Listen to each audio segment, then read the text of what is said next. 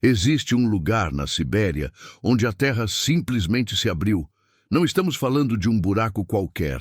Estamos falando de uma cratera tão gigantesca que você consegue vê-la do espaço.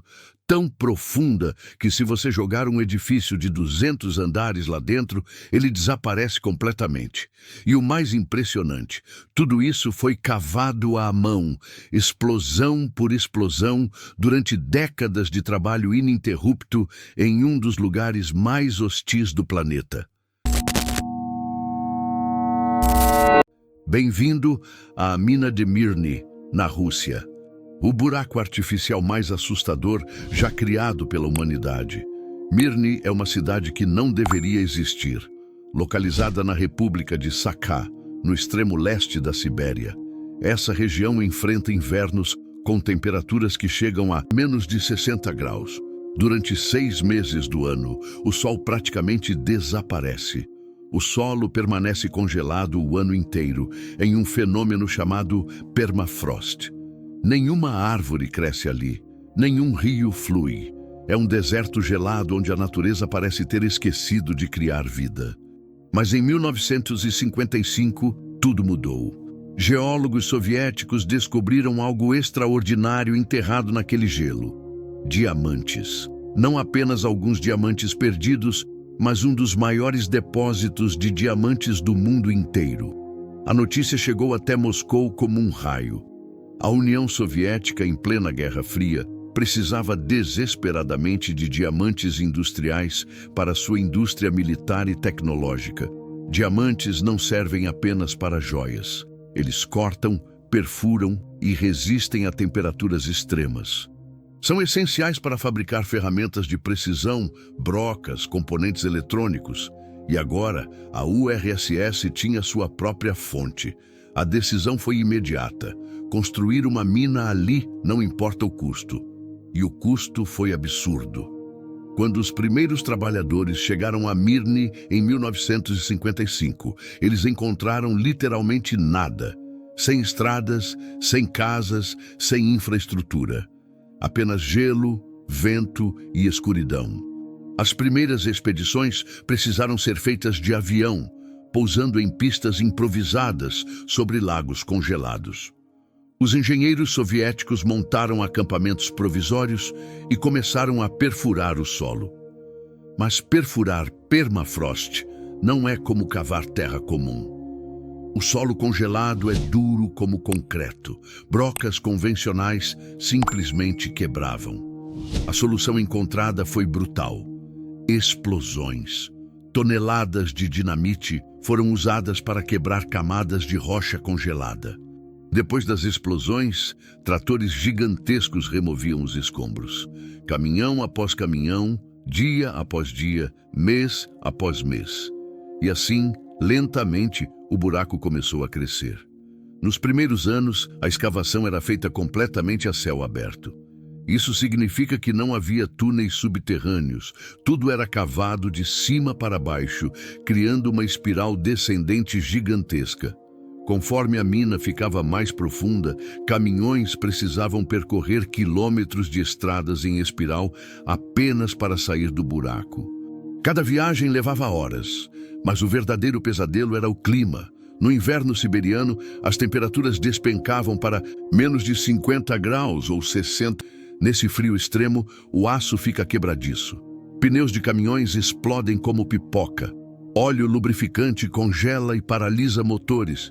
E o pior, a pele humana exposta ao ar por mais de 1 minuto começa a sofrer queimaduras por congelamento.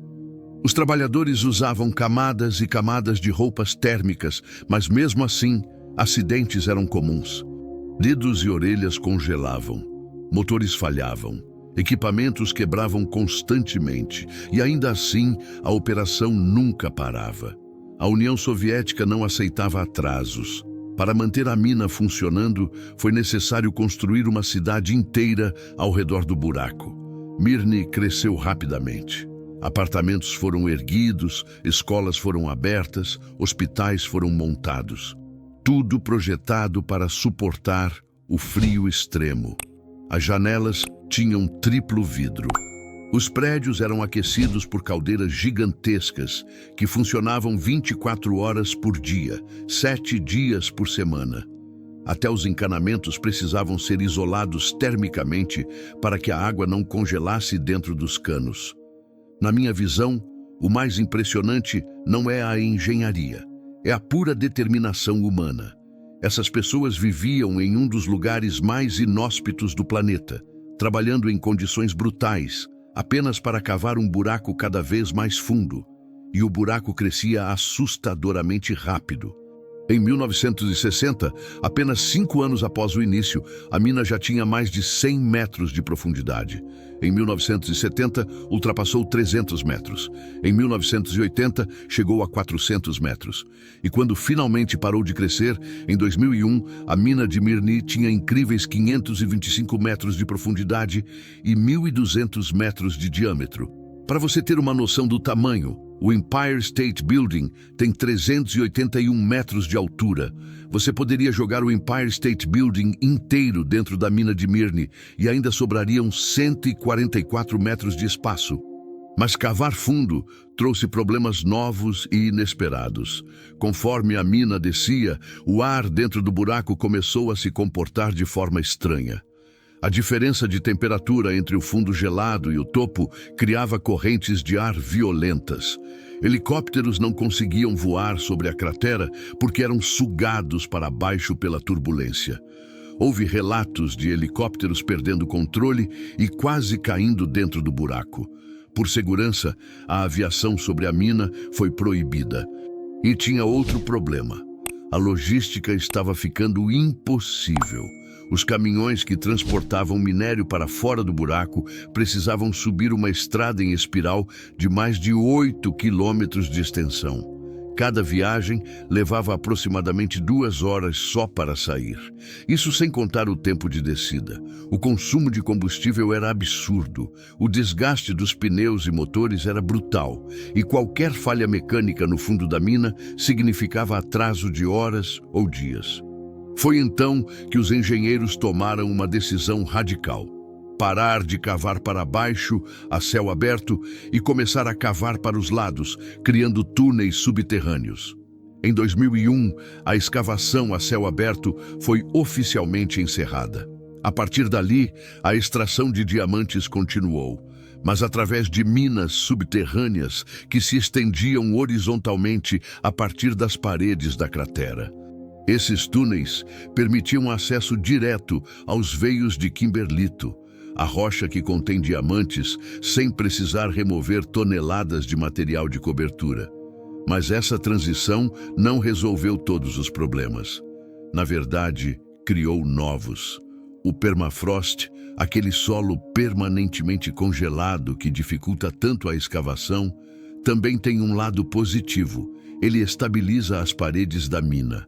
Funciona como um cimento natural. Mas conforme túneis eram cavados e aquecidos, o gelo ao redor começava a derreter.